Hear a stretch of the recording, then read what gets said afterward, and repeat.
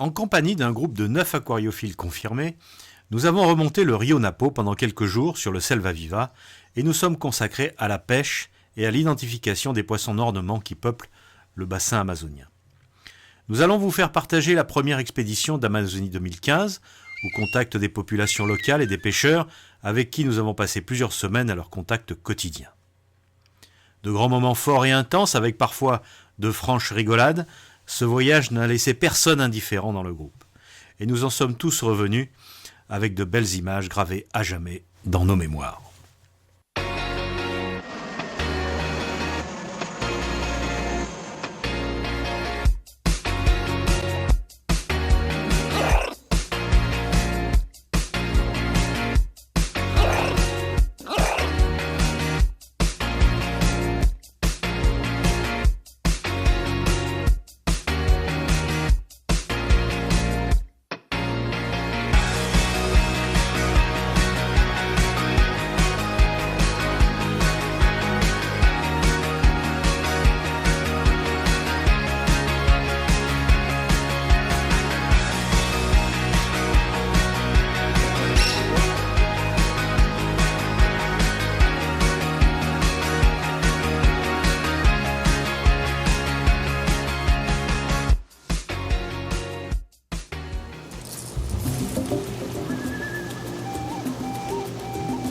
Nous avons maintenant pris le chemin du retour.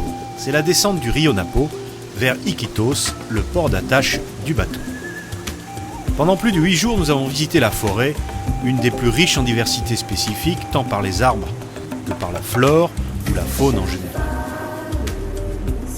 Mais avant, nous faisons, comme à l'aller, une pause ravitaillement à Mazan, le seul village qui possède encore quelques commerçants. Là, on va faire des achats, ravitaillement pour le bateau, Ouais. pour assurer l'alimentation et combustible pour le reste du voyage. D'accord. Donc on n'avait plus assez suffisamment d'eau, on a passé plus de 600 litres d'eau. On vous en a racheté un petit peu, puis produits frais aussi.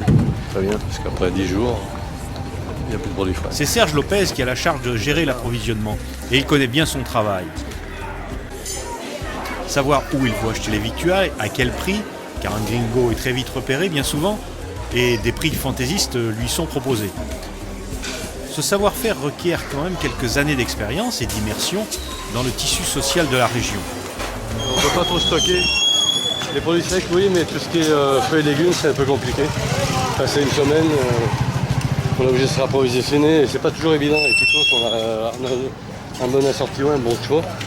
Mais dans les petites villes comme ici par exemple, il n'y a pas grand chose. On va aller voir pour l'eau, voir s'ils peuvent me servir l'eau au bateau.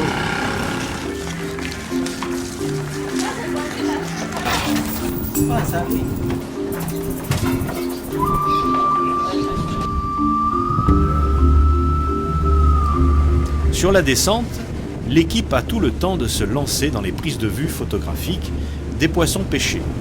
C'est ce que Thierry, Philippe et les deux Christophe ont entrepris. Mais identifier avec précision un animal est à la fois plus compliqué qu'il n'y paraît. La variété et la richesse des spécimens en Amazonie peuvent porter à confusion. Parce qu'elle, on peut la prendre dans le seau,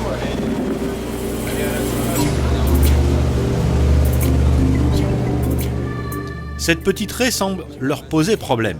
Et d'ailleurs, elle rappelle un mauvais souvenir à Christophe qui s'était fait piquer la veille par ce juvénile. Heureusement, car un adulte lui aurait certainement causé plus de soucis. d'identifier la raie par rapport aux photos qu'on a sur le listing du Pérou, ce qui n'est pas chose facile c'est une raie juvénile, donc elle n'a peut-être pas vraiment le patron définitif, mais on va essayer de voir ce qui correspond le plus, ce qui semble le plus proche. Peut-être le pied dessus, effectivement, oui. Ça fait un petit souvenir comme ça. Toujours des élancements? Non, ça m'élance moins, hein. C'est blotté, mais ça m'élance moins. Les médicaments font effet. Tous les photographes qui se sont lancés dans la prise de vue de poissons vous diront tous que l'art n'est pas si simple. Les indices de réfraction de l'air et de l'eau sont différents et de plus, la réverbération de la lumière sur les vitres de l'aquarium complexifie l'exercice.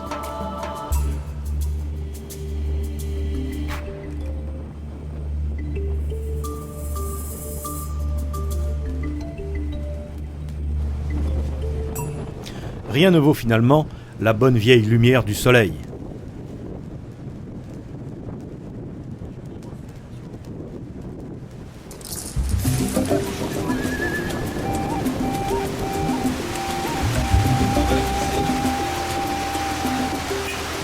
Nous sommes très proches de l'équateur et bien sûr, la pluie fait partie quasiment du quotidien.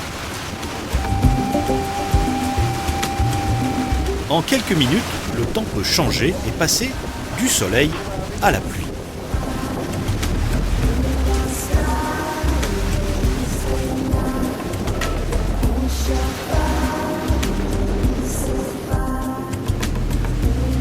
Le mieux dans ces conditions, c'est de faire une pause dans la navigation et c'est ce que notre ami Serge a fait.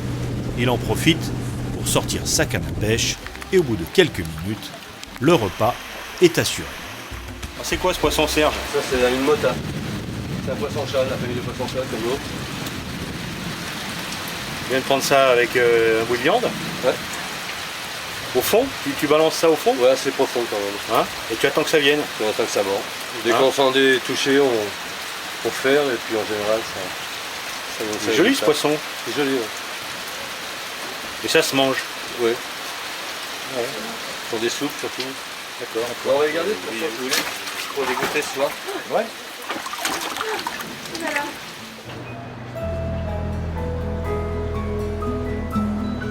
Ça y est, cette fois c'est la fin du voyage.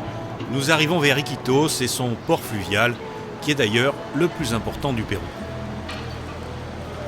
Son activité économique est centrée sur la commercialisation des ressources naturelles et plus récemment sur l'exploitation du pétrole.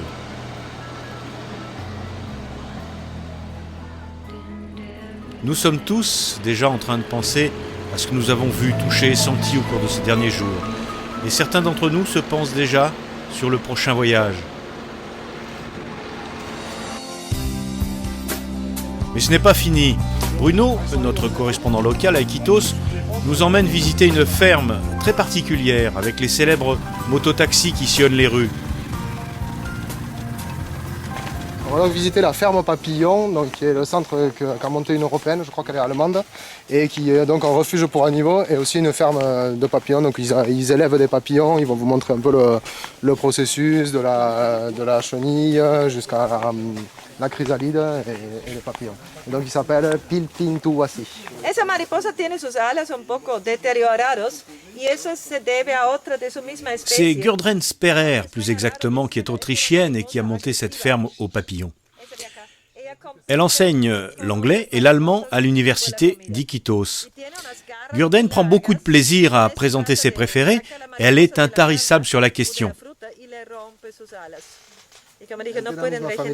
No, ese es caligo. Se dan cuenta cuando pasan porque también es así. ¿Es búho también este? Esta es la misma familia de los caligos, pero no es un búho, no. Ese es un opsífanes se llama. Ça c'est la même famille que le hibou, mais c'est pas Opsífanes. Opsífane. Ellos ni bien se sientan, cierran sus alas. Si quieren verle abierta, hay que agarrarle. Si no, no le van. Ese es el Morpho patroclus. Esa especie, hembra y macho, son completamente iguales en su diseño. Ici c'est un morpho, mais je ne suis pas ce que... Señor, disculpe, se me ha caído mi sombrero por allá. Ahorita te lo voy a agarrar. Ah, es una hembrita.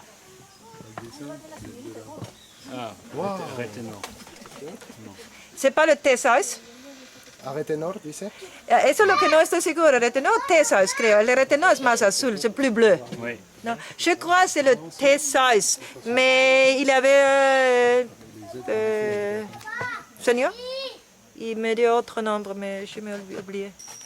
Urticante, non? Ah.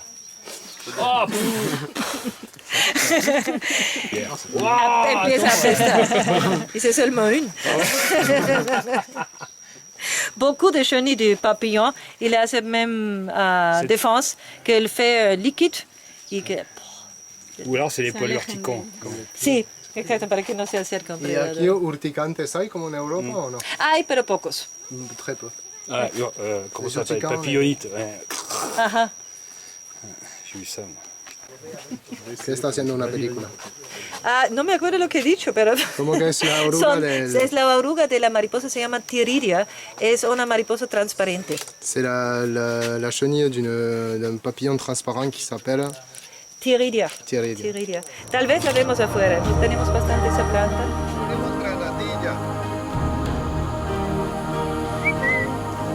L'Amazonie est un bestiaire d'animaux de toutes espèces, mais certaines sont en danger, comme le huapo coloré, le singe lion ou les singes hurleurs.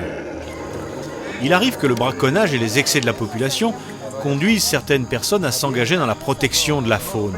C'est le cas de cette ferme aux singes, une sorte d'orphelinat ou de clinique aux singes de la région. Son propriétaire est connu de la population locale, qui lui apporte des singes en mauvais état qu'il remet sur pied avant de les relâcher dans la nature. Qu'est-ce qu'il disait, monsieur? Il disait qu'en fait, c'est des gens d'Iquitos qui leur ramènent les singes, qui est souvent très petits et amochés. Et eux, donc, ils les gardent un temps ici et ensuite, ils essaient de les relâcher pour repeupler certaines zones. Ils ont plus de 47 espèces en fait sur l'île. Et ils passent des accords avec les villages voisins pour qu'ils les chassent pas. Pero de nosotros está todo esto los monos están libres, porque lo que queremos es que los monos abandonados o huérfanos que llegan acá, alimentarles, cuidarles y después que ellos regresen a su hábitat. Queremos repoblar otra vez la selva, porque hay muchos lugares que ya no hay, está vacío, y eso es lo que queremos, pero todo eso vamos a lograr con ustedes. Por ejemplo, con sus visitas, ustedes están haciendo mucho con eso. Bon, il dit qu'ici c'est un refuge, que les singes sont libres, contrairement à d'autres refuges où ils sont en cage. Et en fait, leur objectif, c'est vraiment de les soigner et ensuite qu'ils repeuplent cette forêt-là, mais qu'aussi ils puissent repeupler d'autres parties de la forêt. Et la plupart des espèces qui sont là sont des espèces en voie d'extinction. Donc, lui il dit que grâce à la visite d'étrangers ou aux visites en général, ça permet de maintenir le refuge. Il dit que lui travaille avec 8 espèces ici. Ella tiene vergüenza. ¿No, señorita? ¿No? Iquitos est la capitale du département de Loreto, située au milieu de la forêt péruvienne. La population d'Iquitos est en grande partie composée de descendants des tribus locales. Ce peuple est noble, accueillant et aime s'amuser. La région est aussi connue pour la beauté de ses habitants. De nombreux mythes et légendes circulent sur cette région. La médecine locale, basée sur l'usage des plantes, est réputée dans le monde entier. Et le marché de Belém est vraiment à voir. N'est-ce pas, Serge? C'est un marché vraiment typique. Là, on trouve vraiment tous les produits de l'Amazonie. C'est aussi bien fruits, légumes, viande. C'est un marché exceptionnel. Exceptionnel. À voir. C'est une ambiance particulière. C'est un monde particulier. Ah, il y a un choix énorme. Ce qu'on ne trouve pas dans toute la région, n'importe quel village où on se présente. Ici, on a l'occasion de pouvoir acheter des produits de qualité en plus. On a des beaux poissons, là, des belles pièces. On peut trouver des viandes aussi exotiques, comme du caïman, du singe, de la tortue. Et, bien que protégé, et bien en présence de policiers à proximité, la vente se fait dans toute normalité. C'est un marché qui a une vie sur tout le matin, à partir de 5h30 du matin jusqu'à midi. Et là, tous les jours, toute l'année. 365 jours de l'année. Et les gens travaillent 365 jours. C'est les gens que vous voyez dans les stands ne prennent jamais un jour de repos. C'est des stands familiaux. C'est des négoces familiales, bien sûr. Les gens ont grandi très souvent ici et ils transmettront ça à leurs enfants. J'ai vu, ils ont une dextérité pour ouvrir les poissons, pour les tailler. Ça, regardez, ils les coupent en fine lamelle pour pouvoir le cuire plus facilement, pour qu'ils se cuisent plus facilement de l'intérieur.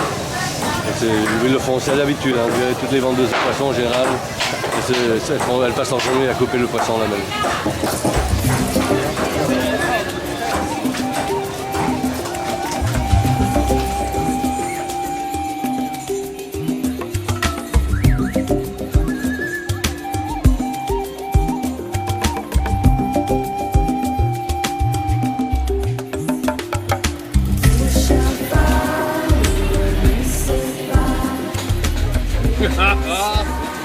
C'était typique, on va dire. Hein, c'est bon, c'est pas le mot qui convient. Lo que está muerto se para bien.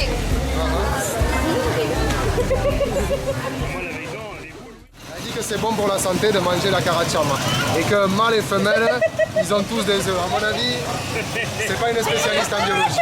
Non, mais question ananas, ça doit être mieux. Ouais.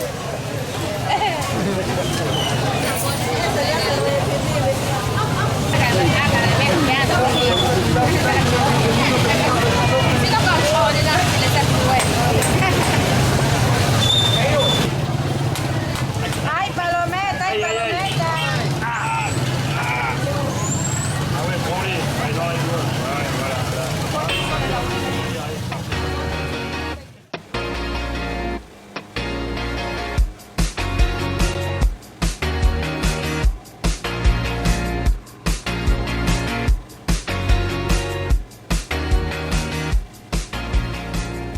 Effectivement, un voyage comme ça qui, au premier abord, a une vocation aquariophile, n'a pas qu'une vocation aquariophile. Et si on la met de côté, c'est aussi l'énormité du voyage qu'on fait, quoi. Le voyager sur l'Amazone ou sur le Rio Napo, comme tu le dis, ça apporte quelque chose de différent. C'est un voyage complètement différent des autres. Cette immensité, cette liberté, ce silence et malgré tout énormément de bruit d'animaux, du vent, de la pluie, des moteurs.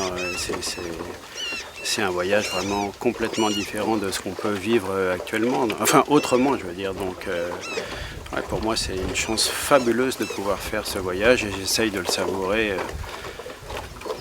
minute par minute. Enfin, moi, en tout cas, ça me conforte dans l'idée que nos valeurs de pays riches ne sont peut-être pas les seules valeurs qui peuvent exister au monde et ne sont peut-être pas non plus aussi les meilleures valeurs. Hein.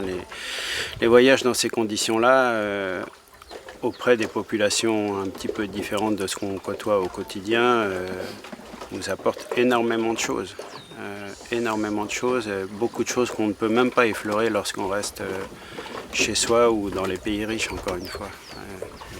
Moi, ce sont des choses qui me touchent beaucoup, l'immensité, la liberté. Donc effectivement, il y a le fleuve, les populations, les communautés indiennes, elles sont indissociables de ce fleuve, du Rio Napo, de l'Amazone ou n'importe quel autre affluent. Je veux dire, les populations vivent en parfait accord avec l'eau, avec les fleuves. Et donc l'un sans l'autre, ça ne pourrait pas fonctionner. Toutes les communautés indiennes, pour la plupart qu'on a visitées, sont situées au bord de l'eau et elles vivent entièrement avec l'eau, quoi. C'est la partie essentielle de leur vie. C'est un spectacle fou, bien sûr. Moi aussi, j'en ai été émerveillé comme toi. On ne peut pas se lasser d'avoir le sourire sur les lèvres en voyant ces gamins qui sont libres dans l'eau. C'est leur élément, quoi. Je disais que les communautés vivaient tout à l'heure, qu'on ne pouvait pas les détacher du fleuve. Parce que tu as insisté un peu sur l'eau, mais on doit aussi dire qu'on ne peut pas les détacher de la forêt, quoi. Ils vivent vraiment avec ces deux éléments. Et ces deux éléments, la forêt et l'eau, sont leurs deux lignes de vie, quoi. Pour eux, ils naissent dans cet environnement, donc c'est leur vie. Pour nous, ça nous paraît complètement étranger puisqu'on y met les pieds, pour mon cas, 3 semaines une fois de temps en temps, mais évidemment que pour eux qui sont nés là-dedans, c'est leur élément de vie. Ils se rendent même pas compte de cette liberté, du bonheur qui peut les entourer. Même si la vie est très très dure, c'est vrai que vu d'extérieur, c'est vraiment quelque chose d'incroyable, quoi. Donc c'est pour ça que je dis, et j'en suis vraiment parfaitement... je pense vraiment que j'ai beaucoup de chance de faire un voyage comme ça, beaucoup de chance.